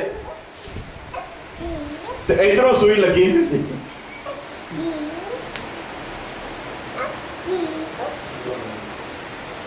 ਚੜਾਉਣ ਵਾਲੀ ਸੂਈ ਲੱਗੀ ਨਹੀਂ ਤੇ ਕੱਢਣ ਵਾਲੀ ਸੂਈ ਲਵਾ ਬੈਠੇ ਆ। ਉਹ ਵੀ ਹਸ਼ਰ ਐਸਾ ਹੋ ਜਾਂਦਾ, ਖੂਨ ਦੀ ਕਮੀ ਹੋ ਜਾਂਦੀ, ਜਦੋਂ ਪਤਾ ਲੱਗਦਾ ਇਧਰੋਂ ਤੇ ਲੱਗੀ ਨਹੀਂ, ਉਹ ਫਿਰ ਨਾ ਜੀਦਾਂ ਦੇ ਵਿੱਚ ਰਹਿ ਜਾਂਦਾ ਹੈ ਤੇ ਨਾ ਹੀ ਉਹ ਫਿਰ ਕਹਿੰਦੇ ਹੁਣ ਤੇਰਾ ਇਲਾਜ ਇਹ ਹੈ ਵੀ ਤੈਨੂੰ ਖੂਨ ਚੜਾਇਆ ਜਾਵੇ ਦੁਬਾਰਾ। ਤੇ ਮਸੀਹ ਦਾ ਖੂਨ ਤੇ ਅਜੇ ਤੂੰ ਲੈਣ ਦੇ ਕਾਬਿਲ ਨਹੀਂ, ਇਸ ਕਰਕੇ ਉਹੋ ਹੀ ਖੂਨ ਚੜਾ ਲਾ ਫਿਰ ਦੁਬਾਰਾ, ਜਿਹਦੇ ਨਾਲ ਕਮ ਸੇ ਕਮ ਤੂੰ ਸਰੀਰ ਦੀ ਜ਼ਿੰਦਗੀ ਤੇ ਆਦਤਾਂ ਮਸੀਹ ਦੇ ਲਹੂ ਨੇ ਬਦਲਣੀਆਂ ਆ। ਇਸ ਲਈ ਯਿਸੂ ਮਸੀਹ ਕਹਿੰਦਾ ਤੁਸੀਂ ਮੇਰਾ ਮਾਸ ਖਾਓਗੇ ਤੇ ਮੇਰਾ ਲਹੂ, ਜੇ ਤੁਸੀਂ ਇਦਾਂ ਕਰੋਗੇ ਤੇ ਤੁਹਾਡਾ ਮੇਰੇ ਨਾਲ ਹਿੱਸਾ ਆ, ਜੇ ਤੁਸੀਂ ਇਦਾਂ ਕਰੋਗੇ ਤੇ ਤੁਹਾਡੀ ਮੇਰੇ ਨਾਲ ਸਾਂਝ ਆ, ਜੇ ਤੁਸੀਂ ਇਦਾਂ ਨਹੀਂ ਕਰਦੇ ਤੇ ਫਿਰ ਨਾ ਤੁਹਾਡਾ ਮੇਰੇ ਨਾਲ ਕੋਈ ਹਿੱਸਾ ਤੇ ਨਾ ਤੁਹਾਡੀ ਮੇਰੇ ਨਾਲ ਕੋਈ। ਤੇ ਪੌਲੁਸ ਫਿਰ ਇਹਨੂੰ ਇਸ ਤਰ੍ਹਾਂ ਲਿਖਦਾ, ਕਹਿੰਦਾ ਧਿਆਨ ਦੇ ਨਾਲ ਲਈਓ, ਧਿਆਨ ਦੇ ਨਾਲ ਪੀਓ। ਐਵੇਂ ਮਹੀਨੇ ਬਾਅਦ ਮੋਹਰੇ ਆ ਕੇ ਖੜੇ ਹੋ ਕੇ ਇਕਰਾਰ ਕਰਕੇ ਲੈ ਲੈਂਦੇ ਹੋ, ਮਹੀਨੇ ਭਰ ਦੇ ਪਹਿਲਾਂ ਗੁਨਾਹਾਂ ਨੂੰ ਧਿਆਨ 'ਚ ਲਿਆਇਓ, ਆਪਣੇ ਆਪ ਨੂੰ ਚੈੱਕ ਕਰਿਓ, ਫਿਰ ਇਹਨੂੰ ਲਈਓ। ਕਿਤੇ ਇਹ ਨਾ ਹੋਵੇ ਤੁਸੀਂ ਇਹਨੂੰ ਅਯੋਗਤਾ ਦੇ ਨਾਲ ਲਓ। ਤੇ ਜੇ ਤੁਸੀਂ ਇਹਨੂੰ ਅਯੋਗਤਾ ਦੇ ਨਾਲ ਲਿਆ, ਜੇ ਤੇ ਯੋਗਤਾ ਦੇ ਨਾਲ ਲਿਆ, ਜੇ ਤੇ ਸਹੀ ਤਰੀਕੇ ਦੇ ਨਾਲ ਲਿਆ, ਫਿਰ ਤੇ ਇਹ ਤੇਰੇ ਅੰਦਰ ਦੀਆਂ ਜਿਹੜੀਆਂ ਰਹਿੰਦੀਆਂ ਕਮੀਆਂ ਉਹਨੂੰ ਵੀ ਬਾਹਰ ਕੱਢ ਦੇਵੇਗਾ। ਪਰ ਜੇ ਤੂੰ ਇਹਨੂੰ ਸਹੀ ਤਰੀਕੇ ਦੇ ਨਾਲ ਆਪਣੀਆਂ ਆਦਤਾਂ ਨੂੰ ਬਦਲ ਕੇ ਨਾ ਲਿਆ ਤੇ ਯਾਦ ਰੱਖੀ, ਯਹੂਦਾ ਵਾਂਗੂ ਤੇਰਾ ਢਿੱਡ ਵੀ ਪਾਟ ਜਾਵੇ। ਲਿਖਿਆ ਜਿਵੇਂ ਹੀ ਬੁਰਕੀ ਲਈ ਸ਼ੈਤਾਨ ਉਹਦੇ ਅੰਦਰ ਸਮਾਇਆ। ਉਹ ਲਈ ਹੋਈ ਬੁਰਕੀ ਨੇ ਉਹਨੂੰ ਫਿਰ ਟਿਕਣ ਨਹੀਂ ਦਿੱਤਾ। ਫਾਹਾ ਲਿਆ ਤੇ ਢਿੱਡ ਵੀ ਪਾਟ ਗਿਆ। ਬਹੁਤ ਸਾਰੇ ਲੋਕ ਕਹਿੰਦੇ ਆ ਵੀ ਉਹ ਤੇ ਫਾਹਾ ਲਿਆ, ਇੱਕ ਜਗ੍ਹਾ ਤੇ ਲਿਖਿਆ ਢਿੱਡ ਪਾਟ ਗਿਆ। ਦੋਨੇ ਕੰਮ ਹੋਏ ਸੀਗੇ, ਫਾਹਾ ਵੀ ਲਿਆ ਸੀ ਤੇ ਢਿੱਡ ਵੀ ਪਾਟਿਆ। ਅੱਜ ਜਿਹੜੇ ਅਯੋਗਤਾ ਦੇ ਨਾਲ ਲੈਂਦੇ ਆ ਉਹਨਾਂ ਦਾ ਇਹ ਹਸ਼ਰ ਹੁੰਦਾ ਹੈ। ਇਸ ਕਰਕੇ ਉਹਦਾ ਲਹੂ ਕਹਿ ਕੇ ਜਦੋਂ ਲੈਣਾ ਆ, ਉਹਦਾ ਮਾਸ ਕਹਿ ਕੇ ਜਦੋਂ ਲੈਣਾ ਆ, ਉਹਦੇ ਲਹੂ ਤੇ ਮਾਸ ਵਾਲੀਆਂ ਆਦਤਾਂ ਨੂੰ ਨਾਲ ਹੀ ਲੈਣਾ ਆ। ਸਿਰਫ ਉਹਨੂੰ ਇੱਕ ਪ੍ਰਥਾ ਬਣਾ ਕੇ, ਇੱਕ ਰੀਤੀ ਰਿਵਾਜ ਬਣਾ ਕੇ ਨਹੀਂ ਕਰਨਾ। ਅੱਜ ਸਾਰੇ ਦੇ ਸਾਰੇ ਕੰਮ ਰੀਤੀ ਰਿਵਾਜਾਂ ਦੇ ਉੱਤੇ ਟਿਕ ਗਏ, ਟੋਟਲ ਰੀਤੀ ਰਿਵਾਜਾਂ ਦੇ ਉੱਤੇ ਟਿਕ ਗਏ ਆ। ਇੱਕ ਦੂਜੇ ਨੂੰ ਦੇਖ ਦੇਖ ਕੇ ਭਗਤੀਆਂ ਹੋ ਰਹੀਆਂ, ਇੱਕ ਦੂਜੇ ਦੀ ਨਕਲ ਕਰ ਕਰਕੇ ਭਗਤੀਆਂ ਹੋ ਰਹੀਆਂ, ਇੱਕ ਦੂਜੇ ਦੀ ਕਾਪੀ ਕਰ ਕਰਕੇ ਭਗਤੀਆਂ ਹੋ ਰਹੀਆਂ। ਇਹ ਤਾਂ ਉਹ ਹੀ ਆ ਵੀ ਇੱਕ ਦੂਜੇ ਦੀ ਫੋਟੋ ਕਾਪੀ ਕਰੀ ਜਾ ਰਹੇ ਆ, ਆਪਣਾ ਕੋਈ ਤਜਰਬਾ ਨਹੀਂ ਹੈ। ਜੇ ਕੋਈ ਡਿੱਗਣ ਤੇ ਆ ਗਿਆ ਤਾਂ ਉਹਦੇ ਵੱਲ ਦੇਖ ਕੇ ਜਿਹੜੇ ਉਹਦੇ ਕੋਲ ਜਾਂਦੇ ਉਹ ਸਾਰੇ ਫਿਰ ਧੱਕੇ ਮਾਰ ਮਾਰ ਕੇ ਡਿੱਗਣਾ ਸ਼ੁਰੂ ਕਰ ਦਿੰਦੇ। ਆਪਣਾ ਆਪਣਾ ਤਰੀਕਾ ਹੀ ਅਪਣਾਈ ਜਾਂਦੇ ਆ। ਖੁਦਾ ਦਾ ਸੁਭਾਅ ਜਦੋਂ ਤੁਹਾਡੇ ਵਿੱਚ ਆਵੇਗਾ ਤੇ ਤੁਸੀਂ ਕਿਸੇ ਦਾ ਤਰੀਕਾ ਨਹੀਂ ਅਪਣਾਓਗੇ। ਫਿਰ ਖੁਦਾ ਦੀ ਆਦਤ ਨੂੰ ਤੁਸੀਂ ਅਪਣਾਓਗੇ ਤੇ ਖੁਦਾ ਦੀਆਂ ਆਦਤਾਂ ਜਦੋਂ ਤੁਹਾਡੇ ਅੰਦਰ ਕੰਮ ਸ਼ੁਰੂ ਕਰਨੀਆਂ ਹੋਣਗੀਆਂ ਤੇ ਫਿਰ ਤੁਹਾਡੀਆਂ ਆਦਤਾਂ ਜਿਹੜੀਆਂ ਬਦਲ ਜਾਣਗੀਆਂ। ਉਹਨਾਂ ਨੂੰ ਦੇਖ ਕੇ ਲੋਕ ਯਿਸੂ ਮਸੀਹ ਦੇ ਉੱਤੇ ਈਮਾਨ ਲਿਆਉਣਗੇ। ਹਾਲੇਲੂਇਆ। ਇਸ ਲਈ ਕਿਸੇ ਨੇ ਭਾਵੇਂ ਉਹ ਟੋਟਕੇ ਲਾ ਕੇ ਉਹਦਾ ਨਿਚੋੜ ਕੱਢਿਆ, ਗੱਲ ਬੜੀ ਵਧੀਆ ਕੀਤੀ ਹੈ ਕਿਸੇ ਨੇ ਵੀ ਕ੍ਰਿਸਚਨ ਲਫ਼ਜ਼ ਦਾ ਮੀਨਿੰਗ ਕੀ ਹੈ।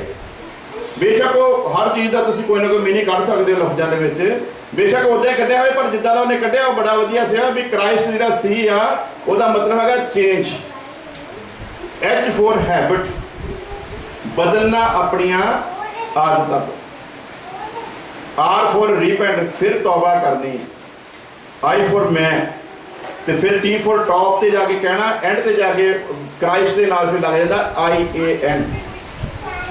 ਬਦਲਣਾ ਆਪਣੀਆਂ ਆਦਤਾਂ ਤੋਂ, ਤੌਬਾ ਕਰਨੀ ਆਪਣੇ ਗੁਨਾਹਾਂ ਤੋਂ, ਅੰਤ ਵਿੱਚ ਜਾ ਕੇ ਇਹ ਕਹਿਣਾ I am nothing, ਮੈਂ ਕੁਝ ਵੀ ਨਹੀਂ। ਜਦੋਂ ਅਸੀਂ ਇਸ ਹੱਦ ਤੱਕ ਪਹੁੰਚਾਂਗੇ ਉਦੋਂ ਮਸੀਹ ਦਾ ਸੁਭਾਅ ਸਾਡੇ ਅੰਦਰ ਨਜ਼ਰ ਆਵੇਗਾ, ਉਦੋਂ ਮਸੀਹ ਦਾ ਸੁਭਾਅ ਸਾਡੇ ਅੰਦਰ ਕੰਮ ਕਰਨਾ ਸ਼ੁਰੂ ਹੋਵੇਗਾ। ਤੇ ਜਿੱਥੇ ਸੰਤ ਪੌਲੁਸ ਕਹਿ ਰਿਹਾ ਗੱਲ ਵੀ ਤੁਹਾਡਾ ਉਹ ਹੀ ਸੁਭਾਅ ਹੋਵੇ ਜਿਹੜਾ ਮਸੀਹ ਯਿਸੂ ਦਾ ਸੀਗਾ। ਵਰਸ ਜਲਦੀ ਜਿਹੜੀ ਪੜ੍ਹਨੀ ਤੇ ਬਾਈਬਲ ਕਦੀ ਰੱਖਣੀ ਨਹੀਂ ਬਲਵੀਰ ਸਾਹਿਬ, ਜੇ ਤੁਸੀਂ ਪੜ੍ਹਨੀ ਸ਼ੁਰੂ ਕੀਤੀ ਸੀ ਫਿਰ ਹੱਥ 'ਚ ਰੱਖਣੀ ਬਾਈਬਲ, ਕਿਉਂਕਿ ਕਿਸੇ ਵਕਤ ਵੀ ਕਿਹਾ ਜਾ ਸਕਦਾ।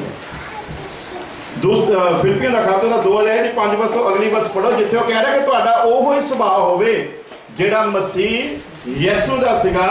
ਕਿਉਂ ਸੁਭਾਅ ਹੋਵੇ? ਸਭ ਤੋਂ ਪਹਿਲਾਂ ਤੇ ਵੀ ਮਸੀਹ ਯਿਸੂ ਦਾ ਸੁਭਾਅ ਹੀ ਕੈਸਾ ਸੀ। ਫਿਲਿੱਪੀਆਂ 2 ਅਧਿਆਇ ਉਹਦੀ 6 ਵਰਸ ਪੜਾਂਗੇ।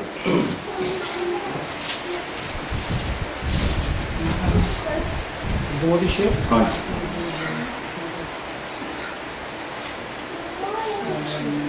ਕਿ ਉਸਨੇ ਪਰਮੇਸ਼ਰ ਦੇ ਸਰੂਪ ਵਿੱਚ ਹੋ ਕੇ ਪਰਮੇਸ਼ਰ ਦੇ ਤੁਲ ਹੋਣਾ ਕਬਜ਼ੇ ਰੱਖਣ ਦੀ ਚੀਜ਼ ਨਾ ਜਾਣੇ। ਬਸ ਰੁਕਾਂਗੇ। ਤੁਹਾਡਾ ਉਹੋ ਹੀ ਸੁਭਾਅ ਹੋਵੇ ਜਿਹੜਾ ਮਸੀਹ ਯਿਸੂ ਦਾ ਸੀ। ਤੇ ਉਹਦਾ ਸੁਭਾਅ ਕੀ ਸੀਗਾ? ਲਿਖਿਆ ਉਹਨੇ ਪਰਮੇਸ਼ਵਰ ਦੇ ਤੁਲ ਹੋ ਕੇ ਵੀ, ਪਰਮੇਸ਼ਵਰ ਦੇ ਸਮਾਨ ਹੋ ਕੇ ਵੀ, ਪਰਮੇਸ਼ਵਰ ਵਰਗਾ ਹੋ ਕੇ ਵੀ, ਦੂਜੇ ਸ਼ਬਦਾਂ 'ਚ ਕਹਿ ਦਈਏ ਪਰਮੇਸ਼ਵਰ ਨਹੀਂ ਸੀ ਸਾਡੇ ਓਨਲੀ ਜੀਸਸ ਵਾਲੇ, ਤੇ ਉਹਨੂੰ ਪਰਮੇਸ਼ਵਰ ਹੀ ਬਣਾ ਦਿੰਦੇ ਨੇ ਯਿਸੂ ਨੂੰ। ਪਰ ਉਹ ਪਰਮੇਸ਼ਵਰ ਤੋਂ ਘੱਟ ਵੀ ਨਹੀਂ ਸੀ ਤੇ ਉਹ ਪਰਮੇਸ਼ਵਰ ਹੀ ਸੀ। ਪਰ ਫਿਰ ਵੀ ਪਰਮੇਸ਼ਵਰ ਦਾ ਵਜੂਦ ਆਪਣੀ ਜਗ੍ਹਾ ਤੇ, ਯਿਸੂ ਦਾ ਵਜੂਦ ਆਪਣੀ ਜਗ੍ਹਾ ਤੇ, ਪਾਕ ਰੂਹ ਦਾ ਵਜੂਦ ਆਪਣੀ ਜਗ੍ਹਾ ਤੇ। ਲੇਕਿਨ ਕੀ ਕਹਿ ਰਿਹਾ? ਭਾਵੇਂ ਉਹ ਪਰਮੇਸ਼ਵਰ ਦੇ ਤੁਲ ਸੀ ਪਰ ਫਿਰ ਵੀ ਉਹਨੇ ਇਸ ਚੀਜ਼ ਨੂੰ ਕਬਜ਼ੇ ਵਿੱਚ ਰੱਖਣ ਦੀ ਚੀਜ਼ ਨਾ। ਮੈਂ ਬੜੀਆਂ ਗਵਾਹੀਆਂ ਸੁਣਦਾ ਜੀ, ਮੈਂ ਪ੍ਰਾਰਥਨਾ ਕਰਨ ਲਈ ਬੈਠਾ ਸੀ ਤੇ ਮੈਂ ਕਿਹਾ ਖੁਦਾਵੰਦ ਦਾ ਕੰਮ ਹੋਣਾ ਚਾਹੀਦਾ। ਇੱਕ ਦਿਨ ਮੈਂ ਦੁਆ ਕੀਤੀ, ਨਹੀਂ ਹੋਇਆ। 2 ਦਿਨ ਮੈਂ ਦੁਆ ਕੀਤੀ, ਨਹੀਂ ਹੋਇਆ। 3 ਦਿਨ ਮੈਂ ਦੁਆ ਕੀਤੀ, ਨਹੀਂ ਹੋਇਆ। ਫਿਰ ਮੈਂ ਜਿੱਦ ਕਰਕੇ ਬਹਿ ਗਿਆ। ਮੈਂ ਕਿਹਾ ਪ੍ਰਭੂ ਜੀ ਰੋਟੀ ਉਦੋਂ ਖਾਣੀ ਹੈ ਜਦੋਂ ਤੂੰ ਇਹ ਕੰਮ ਕਰੇਗਾ। ਇਹ ਕਿਹੜਾ ਸੁਭਾਅ ਹੈ ਭਲਾ? ਇਨਸਾਨੀ ਸੁਭਾਅ। ਬੋਲੋ ਸਾਰੇ ਜਣੇ। ਇਹੋ ਜਿਹਾ ਸੁਭਾਅ ਕਿਹੜਾ ਦਾ ਹੈ? ਇਹ ਇਨਸਾਨ ਦਾ ਸੁਭਾਅ ਹੈ, ਖੁਦਾ ਦਾ ਸੁਭਾਅ ਨਹੀਂ। ਖੁਦਾ ਦਾ ਸੁਭਾਅ ਕੀ ਹੈ? ਦੁਆ ਕੀਤੀ, ਅੰਤ ਵਿੱਚ ਕੀ ਕਹਿਣਾ? ਮੈਂ ਆਪਣੇ ਮੁਤਾਬਕ ਆਪਣੀ ਇੱਛਾ ਤੇਰੇ ਅੱਗੇ ਰੱਖ ਦਿੱਤੀ ਹੈ, ਪਰ ਹੁਣ ਮੇਰੀ ਨਹੀਂ ਬਲਕਿ ਤੇਰੀ ਮਰਜ਼ੀ। ਮੇਰੀ ਆਦਤ ਦੇ ਅਨੁਸਾਰ ਕੰਮ ਨਾ ਕਰੀ, ਜਿਹੜੀ ਤੇਰੀ ਆਦਤ ਆ ਉਹਦੇ ਅਨੁਸਾਰ ਕੰਮ, ਹਾਲੇਲੂਇਆ, ਉਹਦੇ ਅਨੁਸਾਰ ਕੰਮ ਕਰ। Hallelujah, hallelujah. ਲਿਖਿਆ ਬਹੁਤ ਸਾਰੀਆਂ ਕਰਾਮਾਤਾਂ ਉਹਨੇ ਉੱਥੇ ਕਰਨੀਆਂ ਸੀ, ਪਰ ਉਹਨਾਂ ਦੀ ਘੱਟ ਨਿਸ਼ਚਾ ਦੇ ਕਾਰਨ ਉਹਨੇ ਕਰਾਮਾਤਾਂ ਕਰਨੀਆਂ ਸੀ। ਫਿਰ ਜਿੱਥੇ ਕਰਾਮਾਤਾਂ ਕੀਤੀਆਂ ਉੱਥੇ ਉਹਨੇ ਲਾਨਤਾਂ ਪਾਈਆਂ, ਉੱਥੇ ਸਰਾਪ ਦਿੱਤੇ। ਤੇ ਫਿਰ ਕਰਾਮਾਤਾਂ ਦੇ ਉੱਤੇ ਕੀ ਬੋਲ ਰਿਹਾ? ਕਿਉਂਕਿ ਸਾਡੀਆਂ ਆਦਤਾਂ ਬਣ ਚੁੱਕੀਆਂ ਕਰਾਮਾਤਾਂ ਨੂੰ ਦੇਖਣ ਦੀਆਂ। ਉਹ ਕਹਿੰਦੇ ਕੋਈ ਦਿਖਾ, ਫਿਰ ਸਾਨੂੰ ਨਿਸ਼ਾਨ ਦਿਖਾ। ਕਹਿੰਦਾ ਬੁਰੀ ਤੇ ਹਰਾਮਕਾਰ ਪੀੜੀ ਨਿਸ਼ਾਨੀਆਂ ਮੰਗਦੀ ਹੈ। ਕਿਹੜੀ ਪੀੜੀ? ਸਾਰੇ ਬੋਲੋ। ਬੁਰੀ ਤੇ ਹਰਾਮਕਾਰ। ਬੁਰੀ ਤੇ ਹਰਾਮਕਾਰ ਪੀੜੀ। ਹਰਾਮਕਾਰ ਕਿਹਨੂੰ ਭਲਾ ਕਿਹਾ ਜਾਂਦਾ? ਜਿਹੜੇ ਆਪਣੇ ਬਾਪ ਦੇ ਨਹੀਂ ਹੁੰਦੇ, ਜਿਹੜੇ ਪਰਮੇਸ਼ਵਰ ਦੇ ਨਹੀਂ ਹੈ, ਉਹ ਨਿਸ਼ਾਨੀਆਂ ਮੰਗਣਗੇ। ਤੇ ਫਿਰ ਕੀ ਲਿਖਦਾ ਕਲਾਮ? ਧੰਨ ਆ ਉਹ ਜਿਹੜਾ ਬਿਨਾਂ ਦੇਖੇ ਤੋਂ ਵਿਸ਼ਵਾਸ ਕਰਦਾ। ਕੌਣ ਤੇ ਕਿਹਨੂੰ ਧੰਨ ਕਿਹਾ ਗਿਆ? ਮੇਰਾ ਦੋਨੇ ਪਾਸੇ ਦੇਖੋ, ਪਹਿਲਾਂ ਵਿਚਾਰ ਕਰੋ। ਗੁੱਡ ਕੀ ਆ, ਬੈਸਟ ਕੀ ਆ ਤੇ ਬੈਟਰ ਕੀ ਆ। ਕਿਹਨੂੰ ਧੰਨ ਕਿਹਾ ਗਿਆ? ਜਿਹੜਾ ਨਿਸ਼ਾਨ ਦੇਖ ਕੇ ਮੰਨ ਹੁੰਦਾ, ਜਿਹੜਾ ਬਿਨ ਦੇਖੇ ਮੰਨ। ਧੰਨ ਉਹ ਆ ਜਿਹੜਾ ਬਿਨਾਂ ਦੇਖੇ ਵਿਸ਼ਵਾਸ ਕਰਦਾ ਹੈ। ਪਰ ਫਿਰ ਵੀ ਜੇ ਤੁਸੀਂ ਜਿਹੜਾ ਹਰਾਮਕਾਰਾਂ ਵਰਗੇ ਹੋ ਤੇ ਫਿਰ ਵਿਸ਼ਵਾਸ ਕਰਾਮਾਤਾਂ ਦੇਖ ਕੇ ਕਰ ਲਓ। ਪਰ ਗਿਲਾ ਨਾਲ ਆ ਤੇ ਫੈਸਲਾ ਕਿਹਨਾਂ ਦੇ ਉੱਤੇ ਆ? ਸਾਡੇ ਉੱਤੇ ਆ। ਬੁਰੀ ਤੇ ਹਰਾਮਕਾਰ ਪੀੜੀ ਵਰਗੇ ਬਣ ਕੇ ਨਿਸ਼ਾਨੀਆਂ ਦੇ ਕੇ ਯਿਸੂ ਮਸੀਹ ਦੇ ਵਿੱਚ ਚੱਲਣਾ ਆ, ਜਾਂ ਕਿ ਅਸੀਂ ਧੰਨ ਬਣ ਕੇ ਬਿਨਾਂ ਨਿਸ਼ਾਨੀਆਂ ਤੋਂ ਖੁਦਾ ਦੇ ਵਿੱਚ ਚੱਲਣਾ ਹੈ। Hallelujah, hallelujah. ਬੁਰੀ ਤੇ ਹਰਾਮਕਾਰ ਪੀੜੀ ਨਿਸ਼ਾਨੀਆਂ ਚਾਹੁੰਦੀ ਹੈ, ਕਿਉਂਕਿ ਉਹਨਾਂ ਨੂੰ ਨਿਸ਼ਾਨੀਆਂ ਦੀ ਆਦਤ ਪੈ ਚੁੱਕੀ ਸੀ। ਇਸ ਲਈ ਯਿਸੂ ਮਸੀਹ ਨੇ ਕਿਹਾ ਯੂਨਾਨੀ ਜਿਹੜੇ ਇਹ ਨਿਸ਼ਾਨੀਆਂ ਭਾਲਦੇ ਆ, ਇਹਨਾਂ ਨੂੰ ਜਿੰਨੀ ਦੇਰ ਤੱਕ ਨਿਸ਼ਾਨ ਨਾ ਦਿੱਤਾ ਜਾਵੇ ਇਹ ਕਿਸੇ ਕੀਮਤ ਦੇ ਉੱਤੇ ਯਕੀਨ ਨਹੀਂ ਕਰਨਗੇ। ਤੇ ਉਹ ਕਹਿੰਦਾ ਫਿਰ ਨਿਸ਼ਾਨੀ ਜੇ ਮੰਗਦੇ ਹੋ ਨਾ ਤੇ ਜਵਾਬ ਤੁਹਾਨੂੰ ਵੱਡੀ ਨਿਸ਼ਾਨੀ ਇਹ ਦੇ ਦਿੰਦੇ ਆ, ਜਿਵੇਂ ਯੂਨਾ 3 ਦਿਨ 3 ਰਾਤ ਮੱਛੀ ਦੇ ਪੇਟ ਵਿੱਚ ਰਿਹਾ, ਉਸੇ ਤਰ੍ਹਾਂ ਮਨੁੱਖ ਦਾ ਪੁੱਤਰ ਹੋਵੇਗਾ। ਤੇ ਬਾਅਦ ਜੀ ਮੰਨ ਲਿਆਂਦਾ ਉਹਨਾਂ ਨੇ।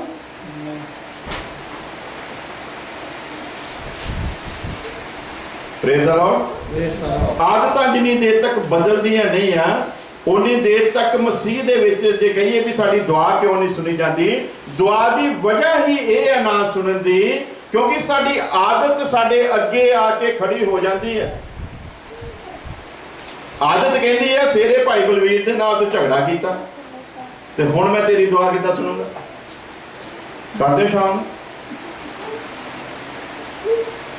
ਸਵੇਰੇ ਕਲਾਮ ਦੇ ਅਨੁਸਾਰ ਤੁਸੀਂ ਬੱਚਿਆਂ ਨੂੰ ਨਹੀਂ ਸਮਝਾਇਆ, ਆਪਣੀ ਆਦਤ ਦੇ ਅਨੁਸਾਰ ਸਮਝਾਇਆ, ਤੇ ਹੁਣ ਜਦੋਂ ਨਹੀਂ ਸਮਝੇ ਹੁਣ ਮੇਰੇ ਅੱਗੇ ਗੋਡੇ ਟੇਕ ਕੇ ਦੁਆ ਕਰਦੇ ਪ੍ਰਭੂ ਜੀ ਇਹਨਾਂ ਬੱਚਿਆਂ ਦੀ ਆਦਤ ਨੂੰ ਬਦਲਦੇ। ਪਹਿਲਾਂ ਕਿਉਂ ਨਹੀਂ ਕਿਹਾ?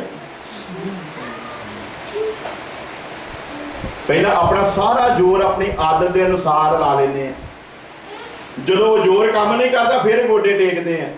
ਤੇ ਜੇ ਪਹਿਲਾਂ ਗੋਡੇ ਟੇਕ ਲਈਏ, ਹਾਲੇਲੂਇਆ। ਕੀ ਹੈ ਜੀ ਉਹ ਸ਼ਲੋਕ ਤੁਹਾਨੂੰ ਪਤਾ ਨਾ, ਉਸ ਕੀ ਕਹਿੰਦੇ ਨੇ?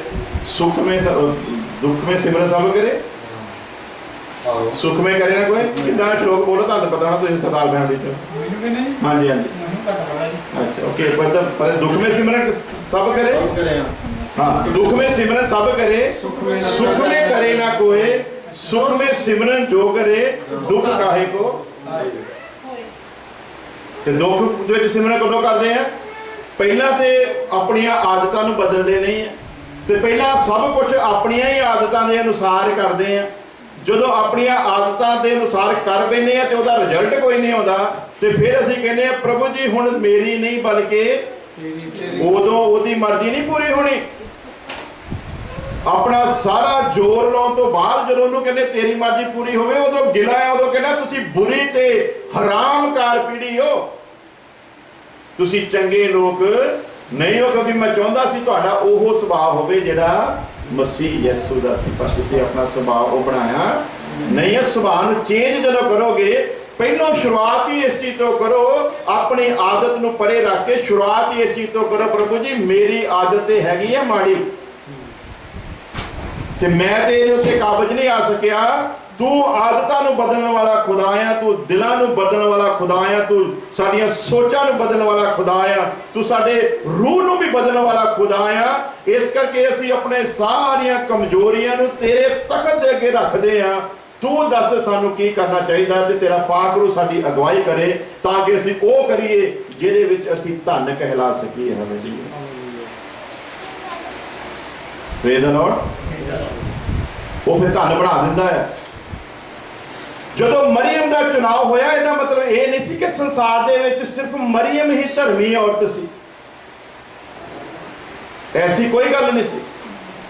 ਲੇਕਿਨ ਜਦੋਂ ਮਰੀਅਮ ਦਾ ਚੁਣਾਵ ਕੀਤਾ ਗਿਆ, ਫਰਿਸ਼ਤੇ ਨੇ ਆ ਕੇ ਉਹਨੂੰ ਇੱਕ ਖੁਸ਼ਖਬਰੀ ਦੱਸੀ, ਕਹਿੰਦਾ ਮਰੀਅਮ ਤੇਰੇ ਲਈ ਖੁਸ਼ਖਬਰੀ ਇੱਕ ਜ਼ਬਰਦਸਤ ਹੈ, ਸੰਸਾਰ ਦੇ ਵਿੱਚ ਲੱਖਾਂ ਔਰਤਾਂ ਹੋ ਸਕਦੀਆਂ, ਸੰਸਾਰ ਦੇ ਵਿੱਚ ਲੱਖਾਂ ਧਰਮੀ ਔਰਤਾਂ ਹੋ ਸਕਦੀਆਂ ਹੈ, ਪਰ ਉਹਨਾਂ ਸਾਰੀਆਂ ਧਰਮੀ ਔਰਤਾਂ ਦੇ ਵਿੱਚੋਂ ਪਰਮੇਸ਼ਵਰ ਨੇ ਤੈਨੂੰ ਚੁਣਿਆ ਕਿ ਇਸ ਜਹਾਨ ਦੇ ਵਿੱਚ ਤੇਰੇ ਦੁਆਰਾ ਮੁਕਤੀਦਾਤਾ ਜਨਮ ਲਵੇ। ਹਾਲੇਲੂਇਆ।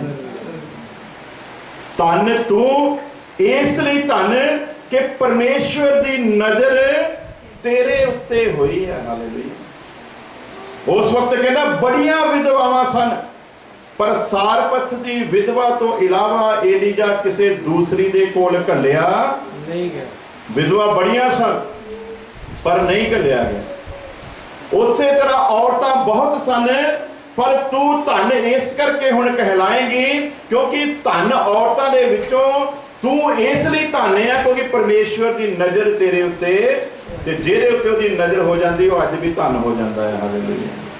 ਤੇ ਜਿੰਨੀ ਦੇਰ ਤੱਕ ਉਹਦੀ ਨਜ਼ਰ ਨਾ ਹੋਵੇ, ਉਨੀ ਦੇਰ ਤੱਕ ਜਿਹੜੇ ਧਨ ਵੀ ਆਪਣੇ ਆਪ ਨੂੰ ਸਮਝਦੇ ਆ ਉਹ ਵੀ ਕੰਗਾਲ ਹੋ ਜਾਂਦੇ ਆ, ਉਹਨਾਂ ਦਾ ਵੀ ਵਜੂਦ ਖਤਮ ਹੋ ਜਾਂਦਾ। ਇਸ ਕਰਕੇ ਤੁਹਾਡਾ ਉਹ ਸੁਭਾਅ ਹੋਵੇ ਜਿਹੜਾ ਮਸੀਹ ਯਿਸੂ ਦਾ ਸੀ। ਉਹ ਪਰਮੇਸ਼ਵਰ ਦੇ ਤੁੱਲ ਸੀ, ਪਰ ਫਿਰ ਵੀ ਉਹਨੇ ਇਸ ਚੀਜ਼ ਨੂੰ ਕਬਜ਼ੇ ਵਿੱਚ ਰੱਖਣ ਦੀ ਚੀਜ਼ ਨਾ ਜਾਣਿਆ। ਹਾਲੇਲੂਇਆ। ਤੇ ਅਸੀਂ ਤੇ ਮਾੜੀ ਕਿ ਸਾਡੀ ਦੁਆ ਦੇ ਨਾਲ ਇੱਕ ਲੰਗੜਾ ਚੱਲ ਪਵੇ, ਤੇ ਫਿਰ ਫੇਸਬੁੱਕ ਤੇ ਵੀ ਅਸੀਂ ਉਹ ਫੋਟੋ ਜਿੰਨੀ ਦੇਰ ਤੱਕ ਲਾ ਨਾ ਦਈਏ ਲੰਗੜੇ ਦੇ ਚੱਲਦੇ ਦੀ, ਤੇ ਸਾਨੂੰ ਉਨੀ ਦੇਰ ਤੱਕ ਤਸੱਲੀ ਜੀ ਨਹੀਂ ਆਉਂਦੀ। ਤੇ ਫਿਰ ਲਿਖਿਆ ਜਾਂਦਾ ਉੱਪਰ, पास्टर इकबाल गिल के द्वारा की गई दुआ से लंगड़ा चलने लगा। हालेलुया। आदत तो मजबूर है ना, ਉੱਥੇ ਕਿਤੇ ਇਕੱਲੇ ਲੰਗੜੇ ਦੀ ਫੋਟੋ ਲਾ ਕੇ ਲਿਖਿਆ ਜਾਵੇ ਪਰਮੇਸ਼ਵਰ ਦੇ ਰਹਿਮ ਦੇ ਨਾਲ ਲੰਗੜਾ ਚੱਲਣ ਲੱਗਾ, ਤੇ ਫਿਰ ਤੇ ਕੋਈ ਗੱਲ ਬਣਦੀ ਆ। ਤੇ ਲਿਖਿਆ ਕੀ ਜਾਂਦਾ, ਪਾਸਟਰ ਇਕਬਾਲ ਗਿੱਲ ਦੀ ਦੁਆ ਦੇ ਸਦਕਾ ਲੰਗੜਾ ਚੱਲਣ ਲੱਗਾ। ਇਕਬਾਲ ਗਿੱਲ ਅੱਗੇ ਆ ਗਿਆ, ਲੰਗੜਾ ਇੱਕ ਆਧਾਰ ਬਣ ਗਿਆ, ਤੇ ਖੁਦਾ ਦਾ ਕੋਈ ਨਾਂ ਹੀ ਨਹੀਂ ਰਹਿ ਗਿਆ। ਲੇਕਿਨ ਖੁਦਾ ਨੂੰ ਅੱਗੇ ਰੱਖਣਾ, ਪਰ ਅਸੀਂ ਆਪਣੀਆਂ ਆਦਤਾਂ ਤੋਂ ਮਜਬੂਰ ਆ। ਉਹ ਪਰਮੇਸ਼ਵਰ ਦੇ ਤੁੱਲ ਸੀ, ਪਰ ਉਹਨੇ ਆਪਣੇ ਵਿੱਚ ਕਬਜ਼ਾ ਰੱਖਣ ਦੀ ਚੀਜ਼ ਨਾ ਜਾਣਿਆ, ਸਗੋਂ ਆਪਣੇ ਆਪ ਨੂੰ ਜ਼ੀਰੋ ਕਰ ਦਿੱਤਾ। ਕੀ ਕਰਨਾ ਜੀ ਆਪਣੇ ਆਪ ਨੂੰ? ਤੇ ਹੁਣ ਜ਼ੀਰੋ ਤੇ ਬਣਨ ਲਈ ਤਿਆਰ ਹੀ ਨਹੀਂਗਾ। ਉਹਨੂੰ ਸਭਨਾ ਨਾਮਾਂ ਤੋਂ ਲਿਖਿਆ ਉੱਤਮ ਨਾਮ ਦਿੱਤਾ ਗਿਆ। ਕਦੋਂ ਮਿਲਿਆ? ਉੱਤਮ ਨਾਮ ਏਦਾਂ ਨਹੀਂ ਮਿਲ ਗਿਆ। ਪਰਮੇਸ਼ਵਰ ਦੇ ਤੁੱਲ ਹੋ ਕੇ, ਇਸ ਕਾਇਨਾਤ ਦਾ ਮਾਲਕ ਹੋ ਕੇ, ਇਹ ਸਭ ਕੁਝ ਉਹਦੇ ਦੁਆਰਾ ਬਣਾਇਆ ਗਿਆ। ਇਹ ਇਨਸਾਨ ਦੀ ਰਚਨਾ ਉਹਦੇ ਦੁਆਰਾ ਕੀਤੀ ਗਈ। ਜਿਹਦੀ ਰਚਨਾ ਕੀਤੀ ਗਈ, ਜਿਹਨੂੰ ਉਹਨੇ ਆਪਣੇ ਵਰਗਾ ਬਣਾਇਆ, ਉਹਦੇ ਹੱਥੋਂ ਚਪੇੜਾਂ ਖਾਧੀਆਂ। ਕਿਹੋ ਜਿਹਾ ਸੁਭਾਅ ਜੀ? ਜਿਹਨੂੰ ਬਣਾਇਆ ਆਪਣੇ ਵਰਗਾ, ਉਹਦੇ ਹੱਥੋਂ ਚਪੇੜਾਂ ਖਾਣ ਡਿਆ। ਅਸੀਂ ਤੇ ਮਾੜਾ ਕਿਸੇ ਦੇ ਆਸਾਨ ਕਰ ਦਈਏ ਨਾ, ਤੇ ਉਹ ਵਿਚਾਰਾ ਜਿੰਨੀ ਦੇਰ ਤੱਕ ਮਰ ਨਹੀਂ ਨਾ ਜਾਂਦਾ, ਉਨੀ ਦੇਰ ਤੱਕ ਤੇ ਉਹਨੂੰ ਸੁਣਾਉਂਦੇ ਰਹਿੰਦੇ, ਧਿਆਨ ਰੱਖੀ, ਚੇਤਾ ਰੱਖੀ, ਭੁੱਲ ਨਾ ਜਾਵੀਂ, ਤੇਰੇ ਲਈ ਮੈਂ ਆਹ ਕੀਤਾ ਸੀਗਾ। ਉਹ ਵਿਚਾਰਾ ਮਰ ਵੀ ਜਾਵੇ ਫਿਰ ਵੀ ਕਿੱਥੇ ਛੱਡਦੇ ਆ। मरे तो बाद भी वो तो साडे रहमो करम दा करके 4 दिन कट गया सी, नहीं तो कित्थे कटने सी। लेकिन ਇਹਦਾ ਸੁਭਾਅ ਕਿਦਾਂ ਦਾ ਸੀਗਾ, ਜਿਹਨੂੰ ਆਪਣੇ ਵਰਗਾ ਬਣਾਇਆ, ਜਿਹਨੂੰ ਜ਼ਿੰਦਗੀ ਦੇਣ ਦੇ ਲਈ ਆਪਣੀ ਕੁਰਬਾਨੀ ਕੀਤੀ, ਜਿਹਨੂੰ ਬਚਾਉਣ ਦੇ ਲਈ, ਜਿਹਨੂੰ ਬਖਸ਼ਣ ਦੇ ਲਈ, ਜਿਹਨੂੰ ਪਿਤਾ ਦੇ ਨਾਲ ਮੇਲ ਕਰਾਉਣ ਦੇ ਲਈ 39 ਕੋੜਿਆਂ ਦੀ ਮਾਰ ਖਾਧੀ, ਜਿਹਨੂੰ ਬਚਾਉਣ ਦੇ ਲਈ ਕਿੱਲ ਠੁਕਵਾਏ, ਜਿਹਨੂੰ ਬਚਾਉਣ ਦੇ ਲਈ ਕੰਡਿਆਂ ਦਾ ਤਾਜ ਆਪਣੇ ਸਿਰ ਦੇ ਉੱਤੇ ਰੱਖਿਆ, ਜਿਹਨੂੰ ਬਚਾਉਣ ਦੇ ਲਈ ਸੰਸਾਰ ਦਾ ਸਭ ਤੋਂ ਵੱਧ ਦੁੱਖ ਸਹਾ, ਉਸੇ ਬੰਦੇ ਦੇ ਕੋਲੋਂ ਥੱਪੜ ਖਾ ਰਿਹਾ ਆ, ਉਸੇ ਬੰਦੇ ਦੇ ਕੋਲੋਂ ਆਪਣੇ ਮੂੰਹ ਦੇ ਉੱਤੇ ਥੁੱਕਣ ਦੇ ਲਈ ਉਹਨੂੰ ਕੁਝ ਨਹੀਂ ਕਹਿ ਰਿਹਾ, ਔਰ ਉਸੇ ਬੰਦੇ ਦੇ ਸਰੀਰ ਦੇ ਉੱਤੇ ਮਰਨ ਤੋਂ ਪਹਿਲਾਂ ਦੁਆ ਕਰ ਰਿਹਾ, ਕਹਿੰਦਾ ਹੈ ਪਿਤਾ ਇਹਨਾਂ ਨੂੰ ਮਾਫ ਕਰ, ਕਿਉਂਕਿ ਇਹ ਨਹੀਂ ਜਾਣਦੇ ਇਹ ਕੀ ਕਰ ਰਹੇ ਆ। ਤੁਹਾਡਾ ਸੁਭਾਅ ਉਹ ਹੋਵੇ ਜਿਹੜਾ ਮਸੀਹ। यस अपनी अखा बंद करिए, सिर झुकाइए, दुआ करें। खुदावंद खुदा तेरी तारीफ तेरा शुक्र करते हैं तेरे बड़े फजल के लिए खुदावंद। अपने आप को तेरे आगे लाते हैं खुदावंद, तेरे तख्त के आगे पेश करते हैं। तू बख्श दे खुदावंद। हम बहुत चाहते हैं कि हम अपनी आत्मा को छोड़ दें खुदावंद, लेकिन छोड़ नहीं पाते,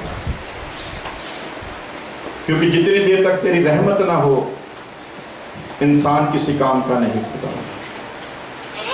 इसलिए हमने तो बहुत कोशिश की लेकिन ना छोड़ पाए। हम सरेंडर करते हैं अपने आप को खुदा, तेरे आगे झुका देते हैं। तू सब कुछ करने की ताकत रखता है। हम तेरे खून को, तेरे लहू को दावत देते हैं, वो हमारे शरीर में आए, हमारी नस नस में बस गए, हमें सारी बुरी आदतों से, हर किस्म के गुनाह से पूरी तरह नजात मिल जाए। तू दया कर खुदा। हम अपनी आदतों को बदलने के लिए अपने आप को तेरे आगे लाते हैं खुदा। हम निर्णय लेते हैं कि हम अपनी आदतों को बदलेंगे खुदावंद, और अब तेरा फजल चाहते हैं कि तू हमारी मदद कर कि हम इन आदतों पर फतह मंद। तेरी तारीफ करते हैं, दुआ को सुन ले मसीह यीशु के नाम।